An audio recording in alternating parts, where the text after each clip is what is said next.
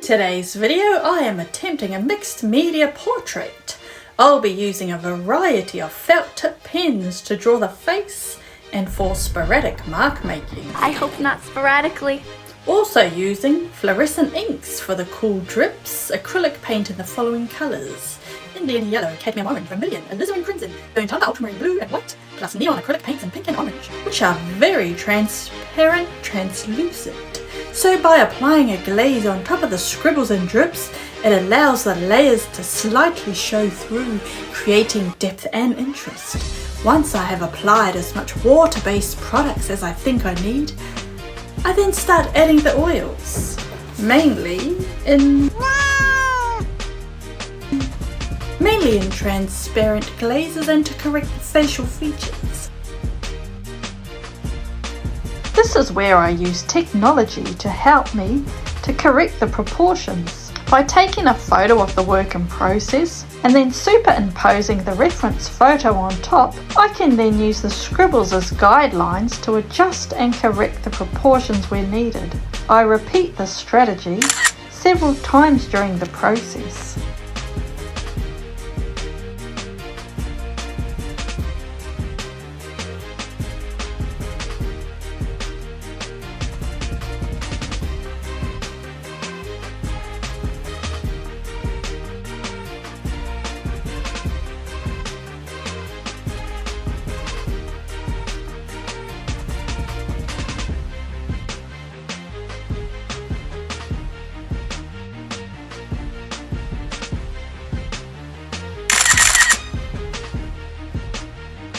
I like to use a colour reducing tool to reduce the colours on the reference by the least amount of colours possible. To keep the image looking realistic, I usually choose between 8 to 12 colours. Then I can colour pick them in Pixelmator, and this is a good starting point for colour mixing.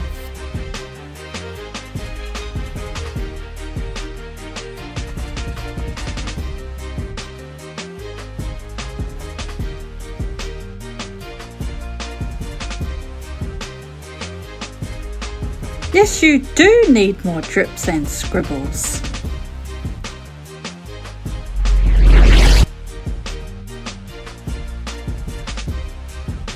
Now I'm going to add more drips.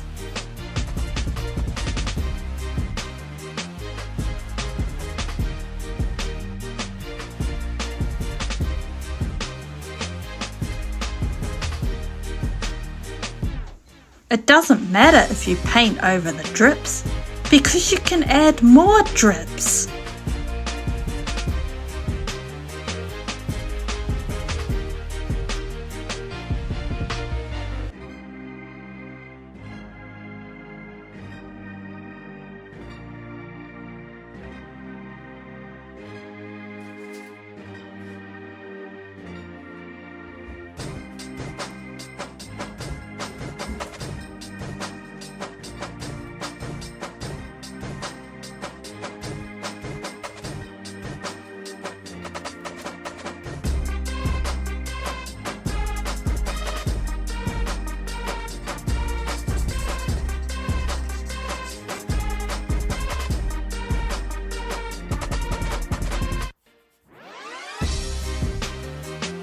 I find finishing the painting with oils gives me more time for refinement, as the oils take longer to dry than acrylics, which dry almost instantly. The mistakes I've made in previous videos paintings are overworking the oil portion of the painting, because my part of the brain that wants things perfect starts to get very bossy, and the child part that wants to play and create free bold marks and bright colours hides away.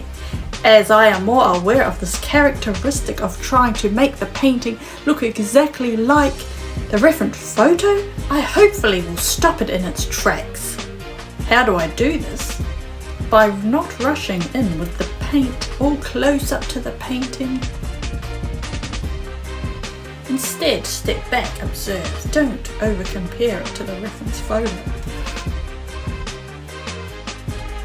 And don't forget to take plenty of breaks.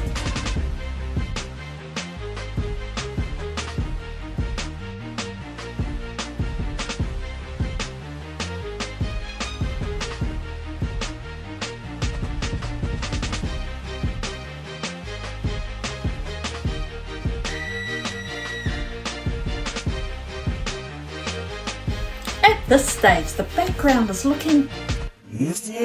and I'm not liking the colours at all. They're way too saturated, bold and loud. Not very harmonious and balanced at the moment. It definitely needs toning down.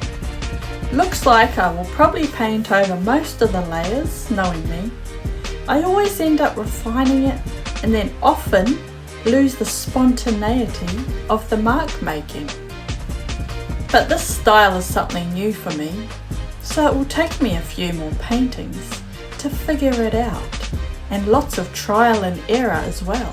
But what I'm learning from this painting is, as much as I love the neon colours, I think they would be more effective as an accent to add a punch of interest, or it can look overdone and not very aesthetically pleasing. Maybe designing a colour scheme in advance and putting it in a sketchbook might be a good idea. You know, learning about colours is like learning a new language. It takes a lot of time and effort and experimenting.